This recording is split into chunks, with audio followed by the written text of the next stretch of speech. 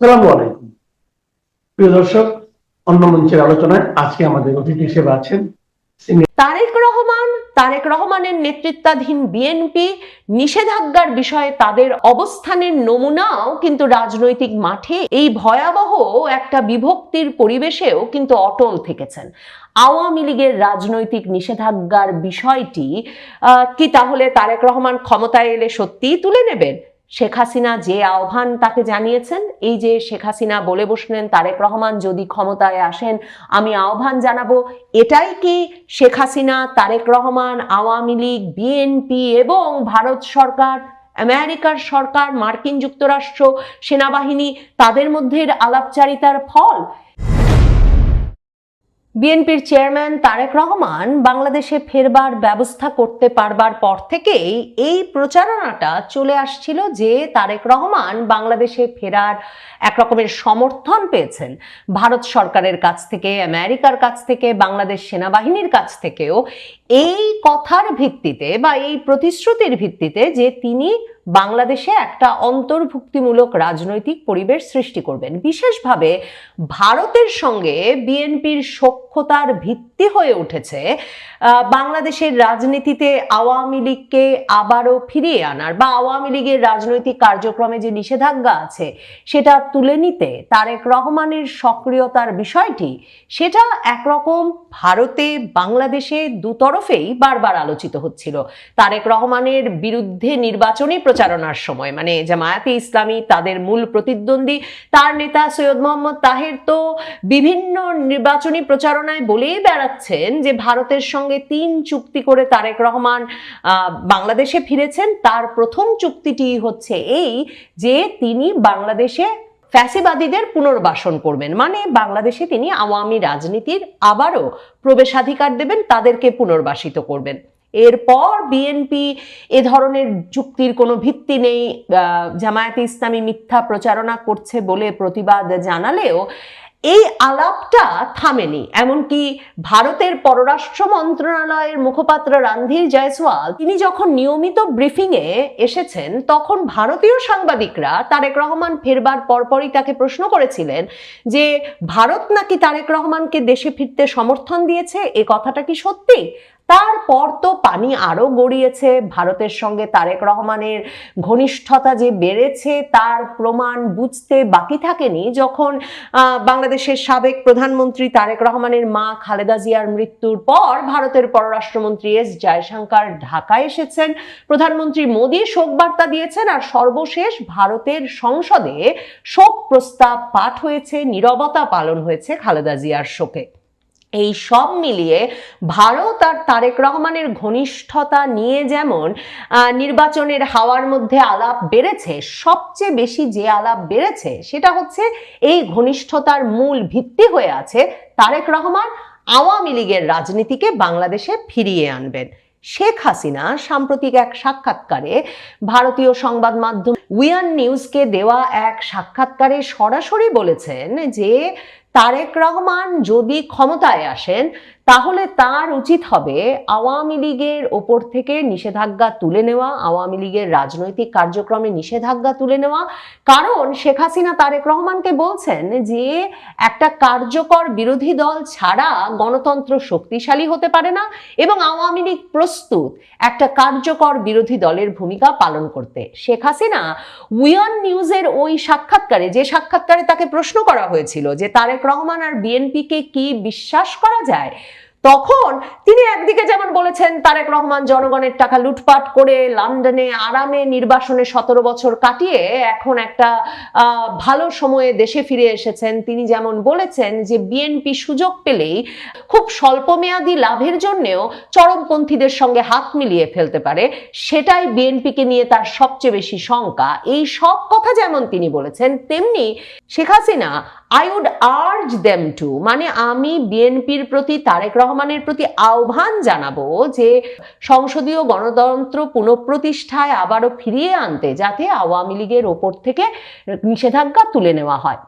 এই অবস্থায় তারেক রহমানের সাক্ষাৎকার প্রকাশিত হলো যখন পৃথিবীর সবচেয়ে প্রভাবশালী সাময়িকীগুলোর একটি টাইম ম্যাগাজিনে, সেই সাক্ষাৎকারটি, যে সাক্ষাৎকার নিতে টাইম ম্যাগাজিনের এশিয়া প্রশান্ত মহাসাগরীয় অঞ্চলের ব্যুরো চিফ সিঙ্গাপুর থেকে বাংলাদেশে এলেন, যে সাক্ষাৎকারের মাধ্যমে তারেক রহমানকে একরকমের বাংলাদেশের ভবিষ্যৎ প্রধানমন্ত্রী হিসেবে পরিচয় করিয়ে দেওয়া হয়েছে টাইম ম্যাগাজিনে, যে সাক্ষাৎকারে এর পাশাপাশি টাইম ম্যাগাজিনের সাংবাদিক তাকে প্রডিগাল সান মানে পথভ্রষ্ট পুত্র, তারপর অন্ধকার সময়ের রাজপুত্র, ঘুষ দুর্নীতির অভিযোগে অভিযুক্ত, মার্কিন তার বার্তায় যাকে কিনা সহিংসতা এবং চৌর্যবৃত্তির প্রশাসনের কেন্দ্রীয় চরিত্র হিসেবে অভিহিত করা হয়েছে, এমন নানা কথা বলা হলেও তারেক রহমান ওই সাক্ষাৎকারে, আমি নিশ্চিত তার যথেষ্ট সুযোগ ছিল, তিনি কোনোভাবেই আওয়ামী লীগ সম্পর্কে, শেখ হাসিনা সম্পর্কে কোনো নেতিবাচক বাক্য বা শব্দ উচ্চারণ করেন নাই। তারেক রহমানকে প্রশ্ন করা হয়েছিল তার বিরুদ্ধে দুর্নীতির এত এত অভিযোগ, যেই অভিযোগে তিনি ১/১১ সরকারের সময় চরম নির্যাতনের শিকার হয়েছিলেন, সে প্রসঙ্গে তারেক রহমান সোজাসুজি উত্তর দিয়েছেন যে অন্তর্বর্তীকালীন সরকার এসে সেই সব অভিযোগ খারিজ করে দিয়েছে, কাজেই তিনি সেসব অভিযোগ প্রত্যাখ্যান করেন। কিন্তু শেখ হাসিনার আমলে রাজনৈতিক প্রতিশোধের অংশ হিসেবে সেসব মামলা চলতে পেরেছে এতদিন, বা এমন কোনো অভিযোগ তিনি আনেননি। বরং ১/১১ সরকারের সময় তিনি যে ব্যাপক নির্যাতনের শিকার হয়েছিলেন হেফাজতে থাকা অবস্থায়, সাংবাদিক যখন ওই প্রসঙ্গে আলাপ করেছেন টাইম ম্যাগাজিনে, তারেক রহমান তখন বলেছেন এখনো যখন বেশি শীত পড়লে তিনি পিঠে ব্যথা অনুভব করেন, তখন তিনি মনে করেন যে তার একটা দায়িত্ব আছে যে এ ধরনের ঘটনায় এরকম রাজনৈতিক প্রতিহিংসার শিকার যেন আর কেউ না হয় সেটা নিশ্চিত করা। তার মা কারাবরণ করেছিলেন, তার মাকে দুর্নীতির দায়ে মামলার মুখোমুখি হতে হয়েছে ১/১১ সরকারের সময়। এরপর শেখ হাসিনা আমলের পুরোটা সময়ই তিনি আইন, বিচার, গ্রেফতার এসবের মুখোমুখি ছিলেন। এ প্রসঙ্গে যখন কথা হয়েছে তখনও টাইম ম্যাগাজিনে তিনি বলেছেন ওগুলো রাজনৈতিক প্রতিহিংসামূলক বিচার ছিল বটে, কিন্তু শেখ হাসিনার নাম কিংবা আওয়ামী লীগের নাম উল্লেখ করেন নাই। মায়ের মৃত্যুতে অশ্রুসজল হয়েছেন, কিন্তু বিএনপির অনেক নেতা যেমন অভিযোগ করেন যে শেখ হাসিনাই একরকম তার মাকে কারারুদ্ধ করে রেখে মৃত্যুর দিকে ঠেলে দিয়েছে, কিংবা বিএনপি পন্থী অনেকে যেমন বলেন যে শেখ হাসিনা কারাগারে রেখে স্লো পয়জনিং করেছেন খালেদা জিয়াকে, এমন কোনো অভিযোগ তারেক রহমান তার বাগানে বসে, ঢাকার বাড়ির বাগানে বসে যখন টাইম ম্যাগাজিনের সাংবাদিকের সঙ্গে সাক্ষাৎকার দিচ্ছেন তখন করেন নাই। বরং তারেক রহমান যে বিরাট সাহসী একটা মন্তব্য করেছেন এই সাক্ষাৎকারটিতে, যেই সাক্ষাৎকারটিতে ক্রমাগতভাবে আসলে সাংবাদিক বিভিন্নভাবে তাকে ইউনিভার্সিটি ড্রপ আউট, মানে তিনি যে একজন গ্র্যাজুয়েটও নন, ইউনিভার্সিটির পড়ালেখাও শেষ করতে পারেন নাই, কিংবা তার সম্পর্কে আরো নানা রকম অভিযোগ, এমনকি তাকে বেশিরভাগ লোক এখনো বাংলাদেশে খাম্বা তারেক বলে চেনে, এমন সব কথা যদিও বা সাংবাদিক সেখানে উল্লেখ করেছেন, কিন্তু আমার কাছে মনে হয়েছে তারেক রহমানের এই সাক্ষাৎকারটি বিশেষ হয়ে উঠেছে তার এই সাহসী মন্তব্যটির জন্য, যে এমন একটা পরিস্থিতিতে যখন সরাসরি বলা হচ্ছে ভারতের সমর্থনে তিনি এসেছেন, আওয়ামী লীগকে ফিরিয়ে আনার শর্তে তিনি বাংলাদেশে ফিরতে পেরেছেন, নির্বাচনের বাকি আর মাত্র কয়েক সপ্তাহ, তারেক রহমান এই প্রভাবশালী ম্যাগাজিনের সাক্ষাৎকারে সরাসরি বলেছেন কোনো রাজনৈতিক দলকে নিষেধাজ্ঞা দেওয়া তিনি আদর্শিকভাবে পছন্দ করেন না। তিনি সরাসরি উত্তর দেন নাই যে আওয়ামী লীগকে নিষিদ্ধ করা ঠিক ছিল কি ছিল না। সাংবাদিক লিখছেন যে Rahman won't be drawn out on whether excluding the Awami League was correct, মানে ওই প্রশ্নের উত্তর দিতে তাকে টেনে আনা যায়নি বটে, কিন্তু তারেক রহমান বলেছেন তিনি ইন প্রিন্সিপাল, তিনি আদর্শগতভাবে কোনো রাজনৈতিক দলের ওপর নিষেধাজ্ঞা আরোপের পক্ষপাতী নন। তিনি বলেছেন যে আজকে যদি আপনি একটা রাজনৈতিক দল নিষিদ্ধ করেন, তাহলে কি গ্যারান্টি আছে, কি নিশ্চয়তা আছে যে আগামীকাল আপনি আমার দলকে নিষেধ করবেন না? কাজেই তারেক রহমান বলেছেন, অবশ্যই যদি কোনো ব্যক্তি কোনো অপরাধ করে থাকেন তাকে তার বিচারের মুখোমুখি হতে হবে। They must face the consequences. যদি কেউ অপরাধ করে থাকেন সে অপরাধের বিচার হতে হবে, কিন্তু রাজনৈতিক দলকে ঢালাওভাবে নিষেধাজ্ঞা দেওয়া যাবে না। তারেক রহমানের এই অবস্থান আন্তর্জাতিক সংবাদ মাধ্যমে নিশ্চিতভাবেই মনে করায় যে যেমনভাবে বিএনপি কিন্তু রাস্তায় নামেনি, বিএনপি ছাত্রদল কেউই রাস্তায় নামেনি যখন মে মাসে আওয়ামী লীগ নিষিদ্ধের দাবিতে ডেডলাইন দিয়ে হাসনাত আব্দুল্লাহ রাস্তায় নেমে এসেছিলেন এবং তার সঙ্গে এসে জামায়াতে ইসলামী, ছাত্র শিবির, ইসলামী আন্দোলন বাংলাদেশ, হেফাজতে ইসলাম বাংলাদেশ সহ ইসলামপন্থী দলগুলো যুক্ত হয়েছিল। বিএনপি কিন্তু তখন আনুষ্ঠানিকভাবে রাস্তায় নামেনি। সরকার আওয়ামী লীগের রাজনৈতিক কর্মকাণ্ডে নিষেধাজ্ঞা দেওয়ার পর বিএনপি যদিও সে সিদ্ধান্তকে স্বাগত জানিয়েছিল, কিন্তু বিএনপি কখনো এই দাবি নিজে তোলেনি। আর জাতীয় পার্টি নিষেধাজ্ঞার দাবিতে যখন তারেক রহমানের অত্যন্ত ঘনিষ্ঠ তরুণ নেতা নুরুল হক নুরু, ভিপি নুরু, গণ অধিকার পরিষদ নেতা, সেই ভিপি নূর আর তার সাধারণ সম্পাদক রাশেদ খান বিরাট মিছিল নিয়ে রাস্তায় নেমে এলেন এবং জাতীয় পার্টি অফিস অভিমুখে ভাঙচুর, অগ্নিসংযোগের দিকে অগ্রসর হলেন, এবং তাদের মিছিলের আকার দেখে এটা বুঝতে অসুবিধা হচ্ছিল না যে নিশ্চিতভাবেই জামায়াতে ইসলামী সহ জনবলে অত্যন্ত শক্তিশালী বিভিন্ন রাজনৈতিক পক্ষ তাদের সঙ্গে যুক্ত হয়েছেন। কিন্তু জাতীয় পার্টি নিষেধাজ্ঞার ওই দাবির সঙ্গে নুরুল হক নুরু কিংবা কোনো দল যে দাবিতে জামায়াতে ইসলামী, জাতীয় নাগরিক পার্টি পরে ডেডলাইন দিয়ে প্রধান উপদেষ্টা ডক্টর মোহাম্মদ ইউনূসের সঙ্গেও সাক্ষাৎ করেন, বিএনপিকে কিন্তু পাশে পাওয়া যায় নাই। বিএনপির মির্জা ফখরুল ইসলাম আলমগীররা নুরুল হক নুরুকে জাতীয় পার্টি নিষেধাজ্ঞার দাবিতে রাস্তায় নামার পর, সেনাবাহিনী ব্যাপক প্রহার করার পর যে জরুরি মিটিং যমুনায় ডেকেছিলেন ডক্টর ইউনূস, সেখানে মির্জা ফখরুল ইসলাম আলমগীর গিয়েছিলেন বটে, কিন্তু বেরিয়ে তিনি সংবাদ মাধ্যমকে বলেন যে জাতীয় পার্টি নিষেধাজ্ঞার বিষয়ে তাদের মধ্যে কোনো আলাপ হয় নাই। জাতীয় পার্টি যে এখনো রাজনীতিতে টিকে আছে, নিষেধাজ্ঞায় কবলে পড়ে নাই এবং জাতীয় পার্টির নির্বাচনে অংশ নেওয়ার কথা বলছে, তার একটা বড় কারণ বিএনপির এই পাশে দাঁড়ানো। সেটা কিন্তু জিএম কাদের, শামীম হায়দার পাটোয়ারি সহ জাতীয় পার্টির চেয়ারম্যান, মহাসচিব এরাও স্বীকার করেন। কাজেই তারেক রহমানের নেতৃত্বাধীন বিএনপি নিষেধাজ্ঞার বিষয়ে তাদের অবস্থানের নমুনাও কিন্তু রাজনৈতিক মাঠে এই ভয়াবহ একটা বিভক্তির পরিবেশেও কিন্তু অটল থেকেছেন। আওয়ামী লীগের রাজনৈতিক নিষেধাজ্ঞার বিষয়টি কি তাহলে তারেক রহমান ক্ষমতায় এলে সত্যিই তুলে নেবেন? শেখ হাসিনা যে আহ্বান তাকে জানিয়েছেন, এই যে শেখ হাসিনা বলে বসলেন তারেক রহমান যদি ক্ষমতায় আসেন আমি আহ্বান জানাবো, এটাই কি শেখ হাসিনা, তারেক রহমান, আওয়ামী লীগ, বিএনপি এবং ভারত সরকার, আমেরিকার সরকার, মার্কিন যুক্তরাষ্ট্র, সেনাবাহিনী তাদের মধ্যে আলাপচারিতার ফল? সেসব প্রশ্নের উত্তর পেতে নিশ্চয়ই অপেক্ষা করতে হবে তারেক রহমানকে। টাইম ম্যাগাজিন যেমন বলছে, সত্যিকার অর্থে ভোটে জিতে বাংলাদেশের প্রধানমন্ত্রিত্ব পেতে হবে, নিশ্চয়ই তাকে তেমন সংখ্যাগরিষ্ঠতা পেতে হবে যেই সংখ্যাগরিষ্ঠতা পেলে তিনি তেমন সিদ্ধান্ত নিতে পারবেন। তবে তারেক রহমানকে বাহবা দিতেই হয় যে তিনি আন্তর্জাতিক সংবাদ মাধ্যমে খুব কম কথা বলেছেন। শুরুতেই বলেছেন তিনি কথায় তত ভালো না, বরং তিনি কোনো একটা কাজ পেলে সে কাজটি শেষ করায় বিশ্বাসী। সেই সাক্ষাৎকারেও তারেক রহমান যে সুস্পষ্ট করে বললেন রাজনৈতিক দলের ওপর নিষেধাজ্ঞা দেওয়ার বিষয়ে তার আদর্শিক আপত্তি আছে, সেটা বড় ধরনের সাহসী মন্তব্যই বটে। তারেক রহমানকে টাইম ম্যাগাজিন এই প্রসঙ্গেও জিজ্ঞেস করেছিল যে 2024-এর আগস্টের পর বাংলাদেশের রাজনীতির সবচেয়ে বড় পরিবর্তন তো ইসলামপন্থীদের বিরাট উত্থান।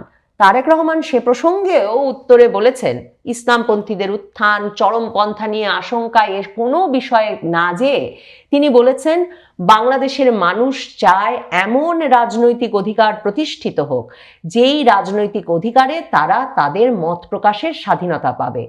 এবং তারেক রহমান বলেছেন সকল মানুষের রাজনৈতিক অধিকার প্রতিষ্ঠায় আমাদেরকে তাই একসঙ্গে কাজ করতে হবে। সকল স্বৈরাচারের মতো লোক থাকলে দেশে মনে হয় উন্নত হবে, আর এছাড়া উন্নতর কোনো ক্যাপাসিটি আমি দেখতেছি না এখন পর্যন্ত। প্রথম 2 মাস পরেই মনে করছি দেশ ঠিক হয়ে যাবো, ঠিক হওয়ার তো দূরের কথা, আমাদের আরো ক্ষতি হয়ে গেছে। প্রথমে জাতিসংঘ এবং এখন যুক্তরাষ্ট্র, দুই শক্তি আনুষ্ঠানিক পর্যবেক্ষক দল না পাঠানোর সিদ্ধান্তের মধ্য দিয়ে পরিষ্কার ইঙ্গিত দিয়েছে যে তারা এই যে নির্বাচনী প্রক্রিয়াটা শুরু হয়েছে তাকে সম্পূর্ণভাবে তাদের ম্যান্ডেট বা স্বীকৃতি দিতে প্রস্তুত নয়। এটি ইউনূস সরকারের জন্য একটি ভয়াবহ কূটনৈতিক এবং প্রতীকী সেটব্যাক। সরকার প্রচার চালাচ্ছিল যে এই নির্বাচন আন্তর্জাতিক মানদণ্ডে গ্রহণযোগ্য হবে, মানে সবচেয়ে বড় ভালো গ্রহণযোগ্য নির্বাচন করবে, বিশ্ব সম্প্রদায়তে অংশ নেবে। কিন্তু বাস্তবতা হচ্ছে কেবলমাত্র ইউরোপীয় ইউনিয়নের একটি সীমিত পর্যবেক্ষণ মিশন ছাড়া অন্য কোনো গুরুত্বপূর্ণ বহুপাক্ষিক সংস্থা বা রাষ্ট্র আনুষ্ঠানিকভাবে এই নির্বাচনে হাজির হচ্ছে না। আবার ইউরোপীয় ইউনিয়নকে মূল্য দেখানো হয়েছে এয়ারবাস কেনার, অস্ত্র কেনার, ফলে তারা এই নির্বাচনে এসে হাজির হয়েছে। এটি শুধু একটি শূন্যস্থান তৈরি করেনি, বরং সার্বিক নির্বাচনী প্রক্রিয়ার উপর একটি বড় প্রশ্ন চিহ্ন এঁকে দিয়েছে।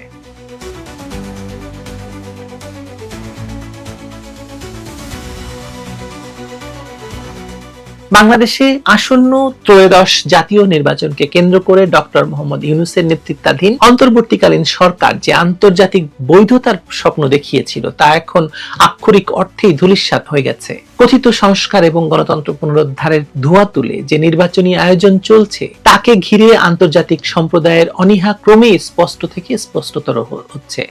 বিশেষ করে পশ্চিমা বিশ্ব এবং আন্তর্জাতিক সংস্থাগুলোর নির্বাচন পর্যবেক্ষণে অনাগ্রহী মনোভাব এই সরকারের জন্য এক বিশাল কূটনৈতিক ও রাজনৈতিক বিপর্যয় হিসেবে দেখা দিয়েছে। জাতিসংঘের পর এবার যুক্তরাষ্ট্রের পক্ষ থেকেও জানিয়ে দেওয়া হয়েছে যে তারা এই নির্বাচনে আনুষ্ঠানিকভাবে কোনো পর্যবেক্ষক পাঠাবে না।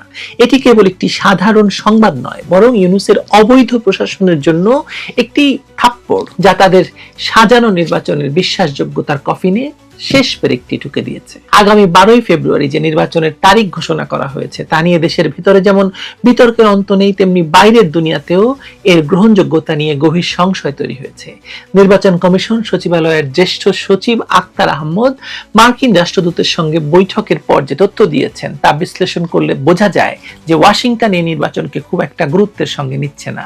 মার্কিন যুক্তরাষ্ট্র সাফ জানিয়ে দিয়েছে তারা ফরমাল বা আনুষ্ঠানিক কোনো পর্যবেক্ষক দল পাঠাবে না। যদিও বলা হয়েছে যে একটি ইন্ডিপেন্ডেন্ট বা স্বাধীন পর্যবেক্ষক দল এম্বাসির ভেতর থেকে বা স্থানীয় দূতাবাসের কর্মকর্তারা তাদের রুটিন কাজের অংশ হিসেবে ঢাকা, সিলেট, চট্টগ্রাম, খুলনায় ভোট দেখতে যেতে পারেন। কিন্তু কূটনীতির ভাষায় এর অর্থ অত্যন্ত গভীর। যখন কোনো পরাশক্তি রাষ্ট্র আনুষ্ঠানিকভাবে পর্যবেক্ষক পাঠাতে অস্বীকার করে তখন বুঝতে হবে তারা এই নির্বাচনী প্রক্রিয়ার দায়ভার নিতে চাইছে না, কিংবা সেই প্রক্রিয়াকে এতটাই ত্রুটিপূর্ণ মনে করছে যে সেখানে রাষ্ট্রীয় সম্পদ এবং জনবল ব্যয় করাকে তারা অপ্রয়োজনীয় মনে করছে। দূতাবাসের কর্মকর্তারা ভোট দেখতে যাওয়া আর ওয়াশিংটন থেকে উচ্চ পর্যায়ের পর্যবেক্ষক মিশন পাঠানো তো এক বিষয় নয়। আপনার কি মনে হয় এক বিষয়? স্থানীয় কর্মকর্তারা যা করবেন তা হলো পরিস্থিতির উপর নজর রাখা। এটি নির্বাচনের শুদ্ধতা বা বৈধতা দেওয়ার কোনো সনদ নয়। এর আগে জাতিসংঘের পক্ষ থেকেও একই ধরনের নেতিবাচক বার্তা এসেছে। জাতিসংঘের মহাসচিবের মুখপাত্র স্টেফান দুজারিক স্পষ্ট ভাষায় জানিয়ে দিয়েছিলেন যে বাংলাদেশের আসন্ন নির্বাচনে পর্যবেক্ষক পাঠানোর কোনো পরিকল্পনা জাতিসংঘের নেই। তিনি যুক্তি দেখিয়েছিলেন নিরাপত্তা পরিষদ বা সাধারণ পরিষদের ম্যান্ডেট ছাড়া জাতিসংঘ সাধারণত পর্যবেক্ষক পাঠায় না। যদিও এটি তাদের দীর্ঘদিনের নীতি, কিন্তু বাংলাদেশের বর্তমান প্রেক্ষাপটে যখন একটি অনির্বাচিত সরকার রাষ্ট্র ক্ষমতা দখল করে আছে এবং একটি বিতর্কিত নির্বাচনের দিকে এগোচ্ছে, তখন জাতিসংঘের এই নির্লিপ্ততা প্রমাণ করছে যে আন্তর্জাতিক ম্যান্ডেট পাওয়ার ক্ষেত্রে ইউনূস সরকার চরমভাবে ব্যর্থ হয়েছে।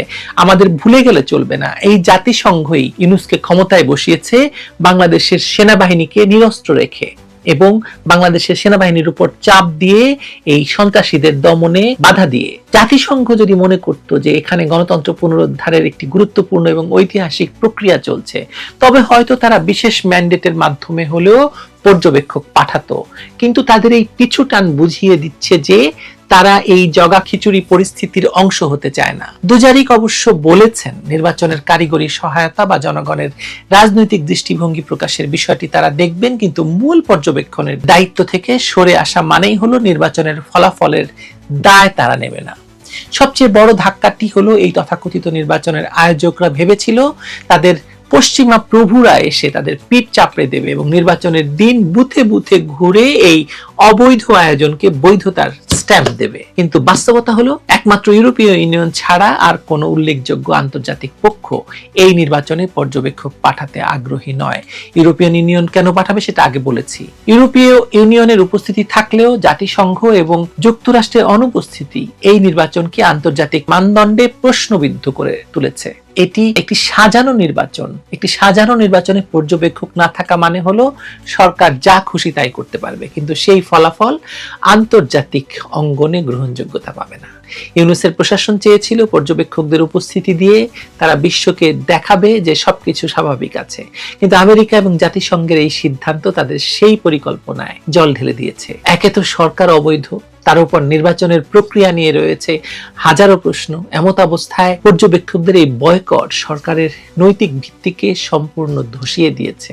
এরপর আর কি বলবো বলুন। এটা অত্যন্ত পরিতাপের বিষয় যে নির্বাচনে দেশের প্রধান রাজনৈতিক দল অংশগ্রহণ করতে পারেনি, লেভেল প্লেইং ফিল্ড নিশ্চিত করতে পারেনি বলে যারা অংশ নিচ্ছে তারাই বলছে। যেখানে পোস্টাল ব্যালটের মতো কারিগরি বিষয় নিয়ে আলোচনা চলছে এবং তাতে কি কি ভয়ানক কাণ্ড ঘটে গেছে আমি আগের ভিডিওতে বলেছি। মানে ভাঙা ঘরে আলপনা আঁকার মতো হয়ে যাচ্ছে। মার্কিন প্রতিনিধি দল হয়তো জানতে চেয়েছে যে আইন শৃঙ্খলা বাহিনীর বাড়াবাড়ির বিষয়ে, যা ইঙ্গিত দিচ্ছে যে তারা জানে এই সরকারের অধীনে মানবাধিকার এবং প্রশাসনিক নিরপেক্ষতা কতটা ভয়াবহ অবস্থায় পৌঁছেছে।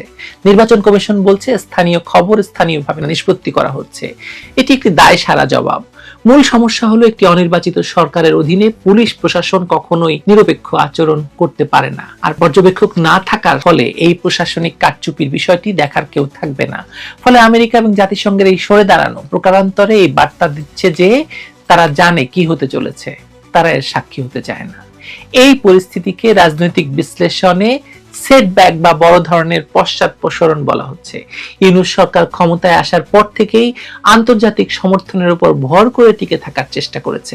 তারা ভেবেছিল পশ্চিমা বিশ্বের আশীর্বাদ তাদের সব অবৈধতাকে ঢেকে দেবে, কিন্তু নির্বাচনের মতো একটি ক্রিটিক্যাল ইভেন্ট যখন প্রধান দুই আন্তর্জাতিক শক্তি জাতিসংঘ এবং যুক্তরাষ্ট্র মুখ ফিরিয়ে নেয়, তখন বুঝতে হবে সরকারের পায়ের তলায় আর মাটি নেই। পর্যবেক্ষক না পাঠানোর সিদ্ধান্তটি প্রমাণ করছে যে আন্তর্জাতিক সম্প্রদায় সম্ভবত এই সরকারের স্থায়িত্ব এবং নির্বাচনের ভবিষ্যৎ নিয়ে সন্দিহান।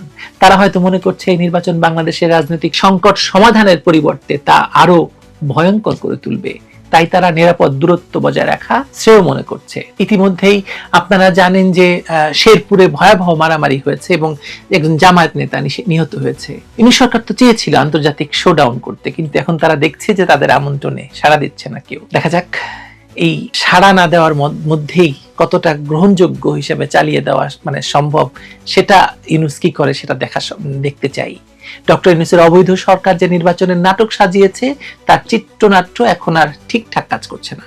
আন্তর্জাতিক পর্যবেক্ষকদের এই প্রত্যাখ্যান সরকারের বৈধতার সংকটকে আরো গভীর করে তুলছে। নিজেদের নাম এবং সুনাম তারা কলঙ্কিত চায় না, এই অধ্যায়ের সঙ্গে জড়াতে চায় না।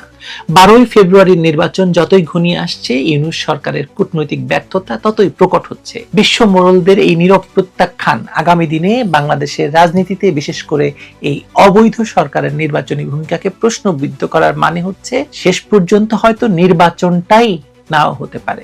দেখুন কি থেকে কি হয় বলা তো যায় না, আসলে যে কোনো সময় যে কোনো কিছু হতে পারে। আমি কিন্তু বরাবর বলেছি নির্বাচন হবে না, এখনো বলছি নির্বাচন হবে না। ভালো থাকবেন সবাই।